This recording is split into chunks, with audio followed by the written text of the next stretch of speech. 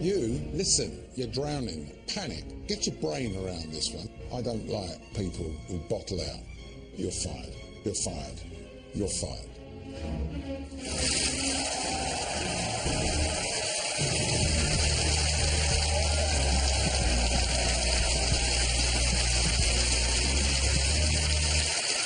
Good evening and welcome to The Apprentice, Youre. Holy cow, what just happened?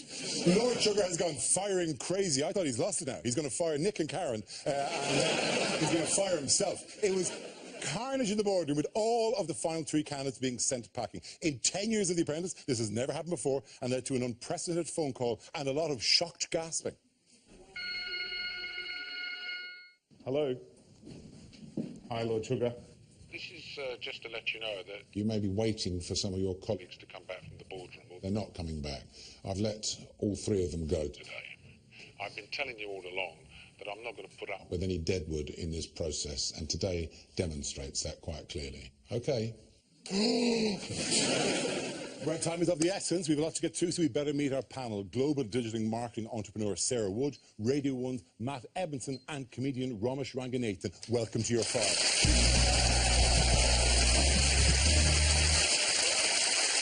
Now, unfortunately, though, we do have to start with some sad news. Ella Jade won't be joining us tonight because her father passed away suddenly this week. And we were talking to Ella, and she said that his support for her in The Apprentice meant the world to her. Our condolences go to Ella Jade and to her family. Now, tonight's task was setting up an online TV channel, and it led to this candidate going down the tube. If people don't have much confidence in you, I'm wondering why I should have confidence in you as a business partner. Sarah, you're fine. Thank you for the opportunity.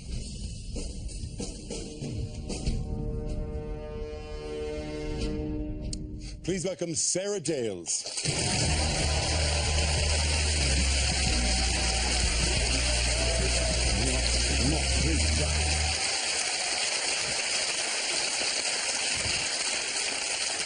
Sarah, it's lovely to see you. I know this can be very, very difficult. If you need a glass of water, maybe some lemon, we can sort that out for you. How are you feeling about it? Were you disappointed?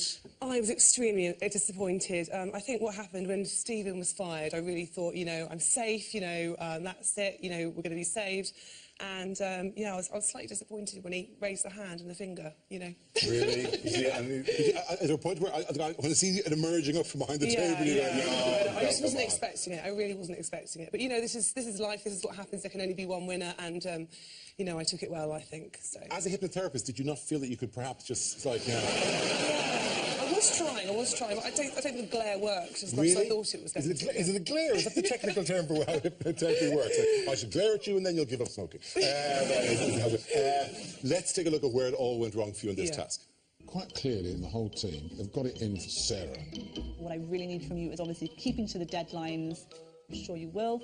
I do feel that I'm being excluded from a lot of the involvement, which makes me question why. Why they always make you the timekeeper is because people don't have much confidence in you.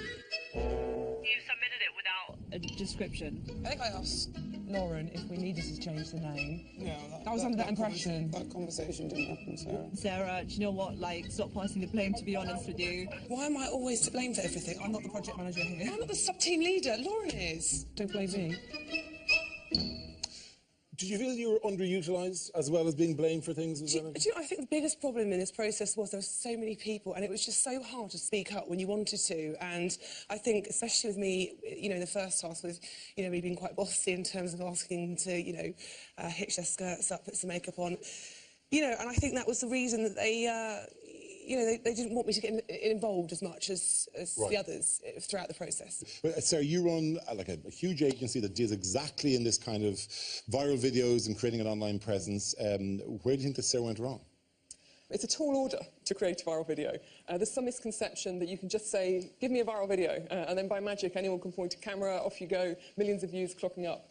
It's much more difficult than that. And I think when it came down to it, the idea that you had, the concept and the way it was executed just wasn't standout enough. It was neither hilariously funny, nor was it really instructive. It didn't do either very well. I'm afraid to say it, but it was lame, and that is the biggest crime of the internet. Yeah, I think the thing is, I take your comments very well, but I think the thing is none of us really have any experience in doing this, and of course that's what it all comes down to in any kind of thing like this, you know, so.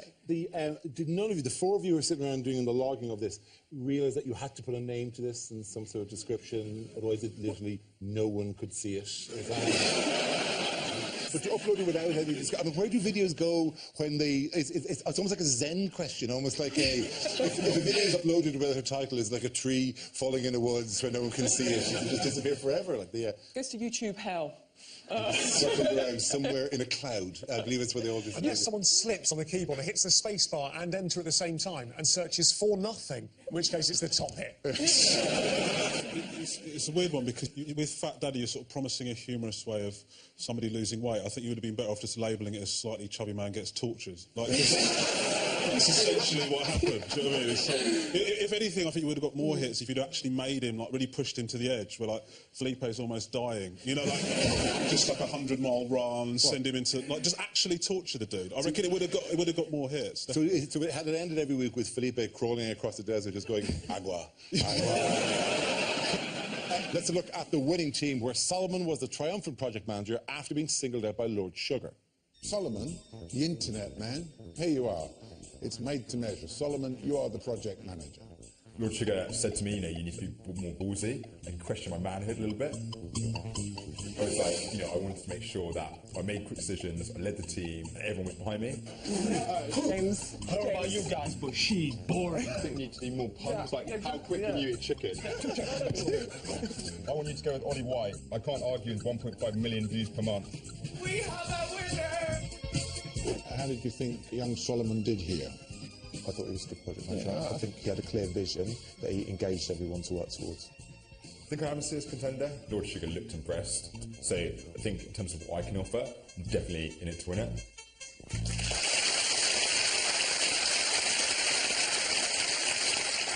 He thinks he did a good job, would you agree? I would agree. He had an energy and a vision and an enthusiasm that carried the team along with him.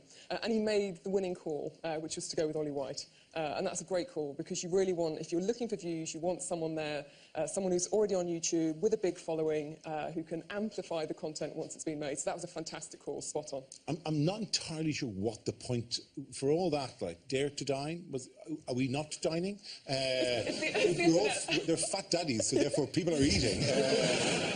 Were you impressed with Dare to Dine? I wasn't really impressed with the idea, but I was impressed with Solomon. I thought his energy was really good. Every time he sees Lord Sugar, it's like he can't believe that he stood next to Lord Sugar. His eyes light up, he's so delighted to be there. You sort of think, if he becomes his business partner eventually, they'll walk into the office every morning and he'll be like, it's Lord Sugar, I'm working with you, man. It's really you.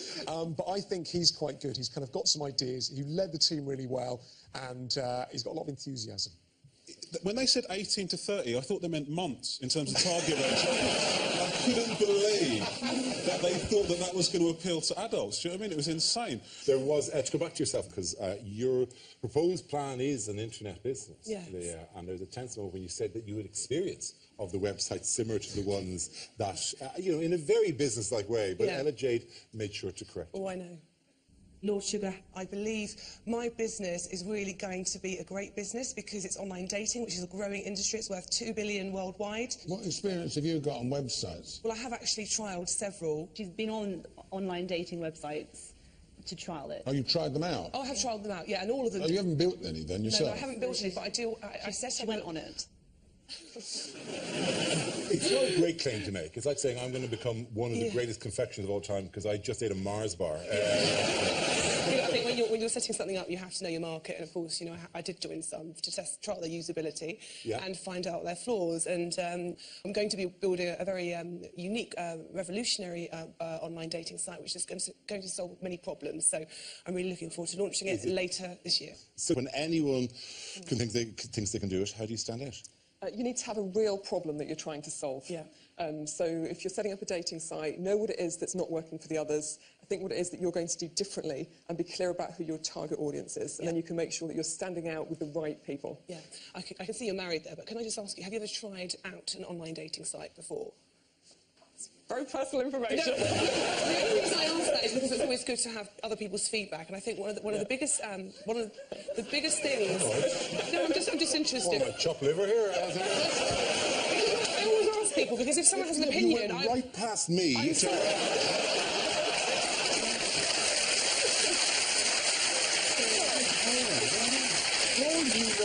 For all you know, I could be on Grindr. Let's take it back to task one, because that was your management experience. Let's have a look at how you did as project manager. How do you think project management was? I mean, be honest. Not very good. Disappointing. Wasn't good. Terrible. Non-existent. I think we could actually get a lot more money by cutting them up. No. And we've done really well today. It's just been error after error. You're really confusing me now. You would like to buy this from us for £250. If we sell chopped lemons... No. Oh, my God. Are all products environmentally friendly? Well, they are plastic, so I wouldn't want to see them, obviously, near the penguins. Do you think you did a great pitch? I thought I did.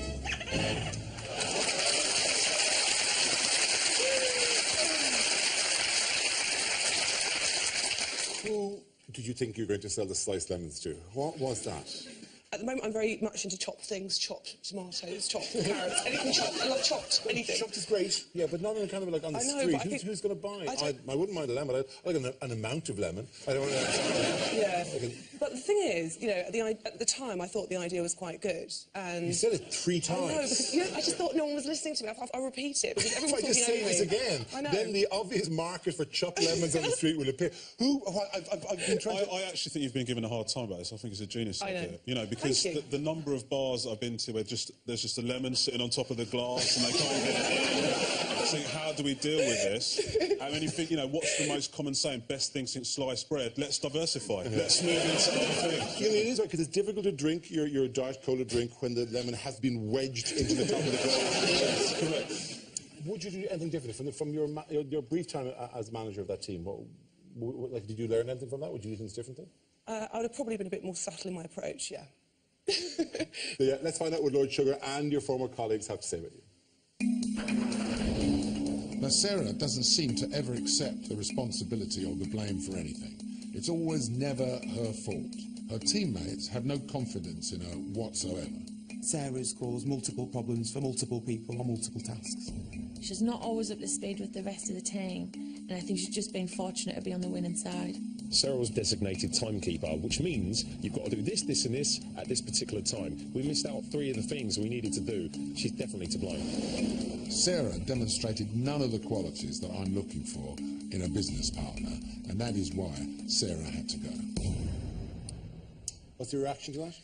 Well, you know, I accept their comments, but there are certainly a lot of things I would like to say about them. But, you know, I was the best project manager.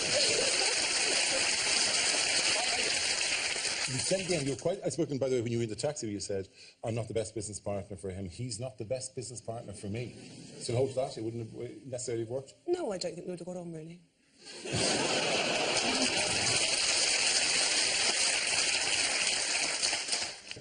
Now for their first vote of the night, Sarah, I think Lord Sugar was right to fire your namesake. I admire your balls, I admire your confidence and your toughness, but I do think he was right to fire you, yes. Matt? As a business candidate, I would say yes. As a viewer of the show, I would say no. I really enjoyed watching you in the first few weeks, and for me personally, I wish you'd have stayed in the show a bit longer. Thank you. I actually, I think it was, in terms of this task in particular, I don't think it was the right decision to get rid of you. Thank you. OK. Hold up red for fired or green for hired. Yes, it's fired. It's fired. By a bank of friends we see in row 4 there. Good to have you here. Listen, we always give people a gift. Yeah. And we want you to have, you know, you're a classy lady and we want to have something good for you, you know, and we have a budget, by the way, for these gifts. That we rarely hit the budget. We usually go for something clever and smart. But we thought we'd see if we could spend the full £250 in your present. And in fact, it's reduced from £300. It's just it's a really... Very important. sources, they are penguin friendly, which is very important, obviously. And look, you know, we even threw in, just because you read out some sliced lemon for you, right? You don't look happy. You don't look happy with the sliced lemon. You wanted to sell these, all right? I'm really happy with this. I mean, it's the best present. Can I just check this? Yeah. Are they sturdy? Yeah, there we go. Yeah.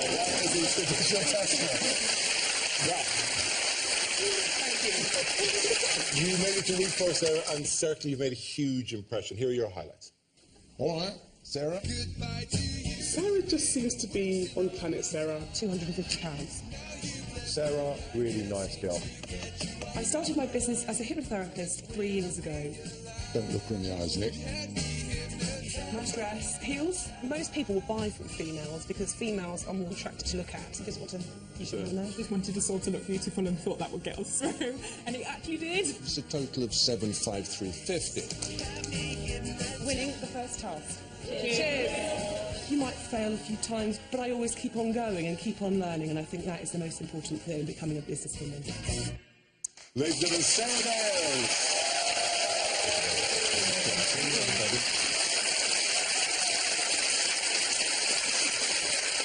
But now, to the candidate who could talk for Canada, but wasn't able to charm himself out of this. Stephen. No, I'm not. I'm going to be the next project manager. No, you're not going to be the next project manager because I think you are a lost cause in this process. Stephen, you're fired. Thank you, Lord Sugar. I shouldn't be fired because I'm the best candidate because nobody Sarah's lost me, has better ideas than me, and quite frankly is just able to do things amazingly. There's really no justifiable reason for me to be fired at all. I'm the best there is. I'm simply the best. I'm somebody who's I'm going places. Ladies and gentlemen, please welcome Stephen Youre.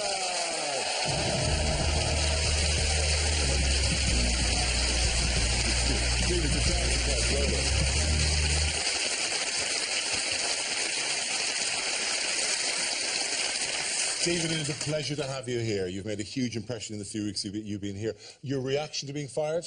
Well, I'm absolutely gutted to be fired. I was really, really gunning to actually win and get the investment. Yeah, I know. I mean, and you made that point quite clearly. Let's get to the bottom of what went wrong for you tonight. In a 100-mile journey, the most important step is the first step. In a 100-mile journey, the hardest part is the first step. It's about time my excellent abilities to contribute have actually been applied. Inspiring people is key to having viewers and entertaining, keeping them watched and entertained. That's not true, LJ. That's not true. And really, you know, as you'll further see, we're going to have all our viewers rolling on the floor laughing. It's actually far easier to ignore Stephen than to spend so long listening to him get to the point. Every single person that you talk to will say you cannot work with this person. You seem to alienate everything in sight, and you're expecting me to believe that you can run a very nice, quiet, sedate care home. I hope I don't end up in one of those. Tonight, a lot of it seemed to come down to that pitch. That was, you know, that was a tough gig to watch. I mean, how was it when you were doing it? Could you feel it slipping away? I think that the video channel that we produced wasn't the best. However, I really tried to put some energy into the pitch and make it, you know, something that would be really appealing. But I think I got a little bit carried away, and I've taken a lot of learning from that to apply to my further business ventures. Yeah, listen, Sarah. I mean, pitching. It's a tough thing. There's like a tough crowd in front of you, but it wasn't exemplary. Your energy was good. And you were passionate, and even though you may not have been completely committed to the idea, you did pitch it really hard, so that's admirable. But it was too intense and delusional, because anybody who'd seen the video could see that the video wasn't going to work. Yes. Hi, Stephen. Hello. You're my favourite candidate probably of all time. I'm so excited to meet you. I feel honoured to be in your presence. The pitching, I like the enthusiasm. I think it was good. I think that whole story that you had and you kept trotting out about it's hard to walk 100 miles, but the hardest bit is the first step. I don't know if you've tried to walk 100 miles, but I imagine, I mean, common sense dictates that would be the easiest bit, wouldn't it? Set it off, carry okay. But even though the analogy didn't work, you sold it with so much conviction, I believed it. Ramesh? It's exactly as these guys have said. You showed enthusiasm. You built up a story. Unfortunately, you weren't pitching the video that you were about to show. I mean, there has to be some connection with what you promise and what you're actually delivering. And you were going about, it's an inspirational journey, and it's going to be so incredible, and you're going to be rolling on the floor. Watch this chubby guy get tortured. Like, the pitch didn't go well. Listen, the pitch didn't go thing is, well. because you have pitched something fantastically on this show. Mainly yourself, by the way. You have pitched yourself. On The Apprentice, we are very used to candidates talking themselves up. But you, my friend, have knocked that to an entire... You should be proud of how the level to which you have brought this. I'm superb. I'm the best there is, and I'm the best candidate who's ever been in this process. I'm not bigging myself up. It's just the truth. I'm just that amazing. Every single thing I've ever done in my life, I've done an excellent job at it. I'm constantly told by my colleagues about how they say to me how excellent I am, and all the work that I do is used as an example. I was the only social worker in the Arctic. I can deliver in -50, and I can deliver in +10. The other candidates are going to say they've never, ever met anybody like me before. There's nothing about me that isn't perfect. I'm excellent. I'm the best. I'm not arrogant, because what I'm saying is all true.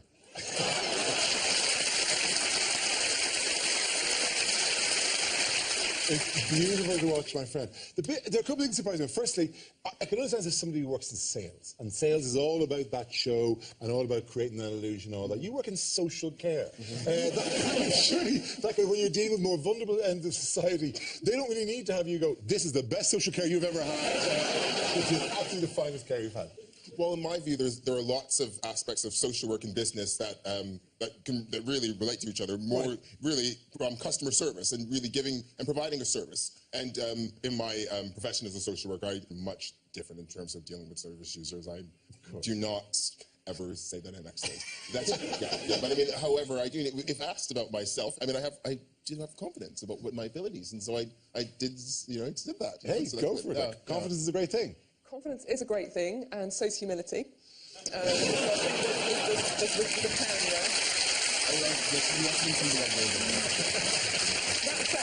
That said, I would love to see social worker Stephen, because you had great ideas, you were often speaking up, and what you said made sense. You have passion, and if I could see the easygoing side of you, then I think maybe that would have really helped you out, rather than kind of the abrasive, I'm excellent, overconfident Stephen.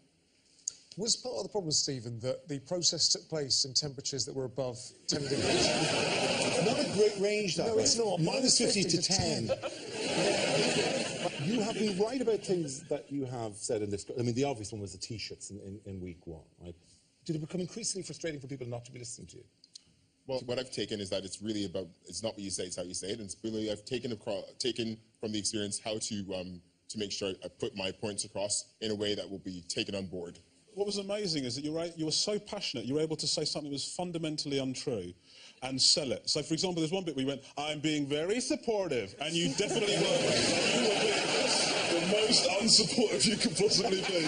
But you said it with such conviction. Maybe he is being supportive. I think he might be. You definitely win the award for the most over-the-top sales performance of the year. These potatoes, when you look at them, they almost shine in the glistening sun. And in a way, when you have your customers enjoy these potatoes, it's not going to be just a potato, it's going to be an experience.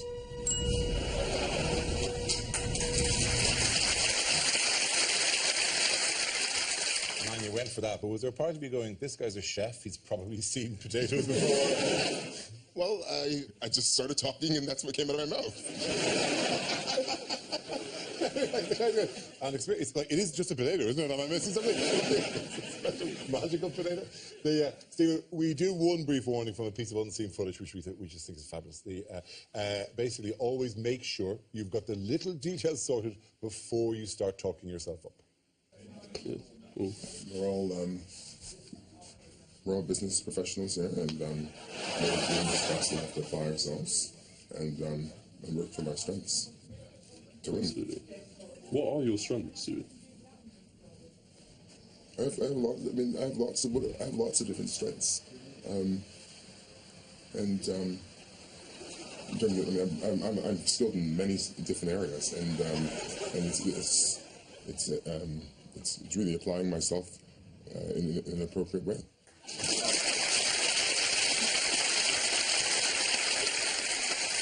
Wonderful. Brace yourself, Stephen, as we hear from Lord Sugar and your erstwhile colleagues. Stephen constantly shooting his mouth off, alienating all of his colleagues. No one takes any notice of him whatsoever. He is his own worst enemy.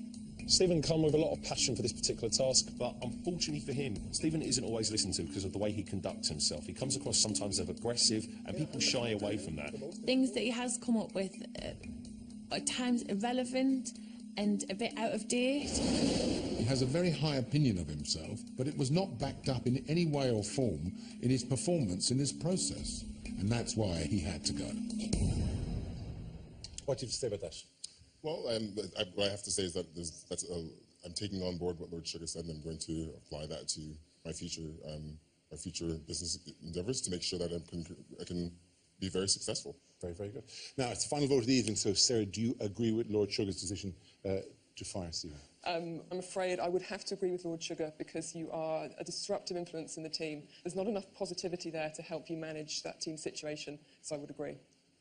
I absolutely disagree. Stephen, you're my apprentice hero. I would have kept you in all the way to the end. I would have given you your own spin-off show where we followed the business. You and Lord Sugar working together. I'm really genuinely sad that you're no longer in the process. Ramesh? I think in terms of this task, I think that part of the responsibility has to fall on your shoulders because the pitch just didn't match what the video was delivering. OK, we'll throw it out to the audience then. Red for fired, green for hired. Oh, that's a much tighter one, that really is, but I think I'm going to go 55-45 fired and that one, yes. But close, close and bad, yes.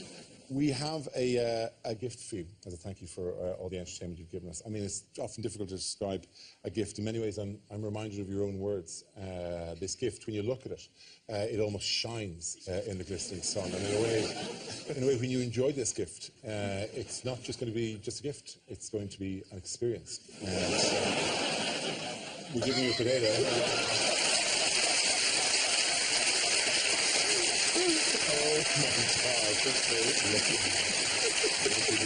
Enjoy that potato, my friend. It's a hell of a potato.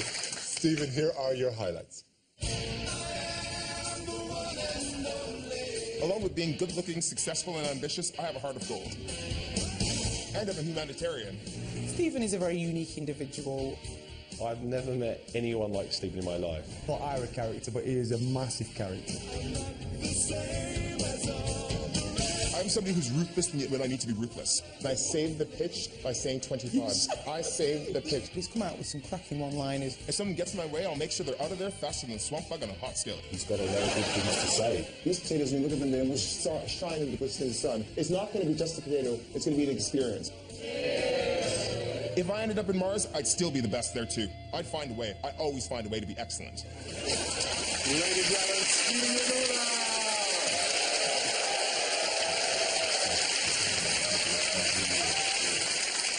Gentlemen, nice. That is all we have time for. Thank you to all of my guests. Matt and Ramesh will be back later in the series to see who's still standing in the race to be Lord Sugar's business partner. If you want more, go to our website at bbc.co.uk/apprentice, which is bursting with exclusive clips and full versions of each team's YouTube collaboration videos. Yeah, I know. They're there for the sake of history. Next week, the candidates have to create and run a day's coach trip, but who will be thrown off the Apprentice bus as a result? This is supposed to be a high-class tour. The toilet isn't in the best condition right now. I would make sure it's what I do every day. I've learned to believe nothing Daniel ever says. Put your hand up if you think I'm good-looking.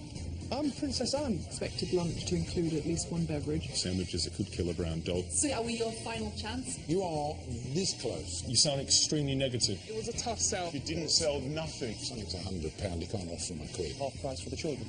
That is horrendous. See you at the same time next Wednesday. We'll be joined by Sarah Millican and Alex Brooker. Good night.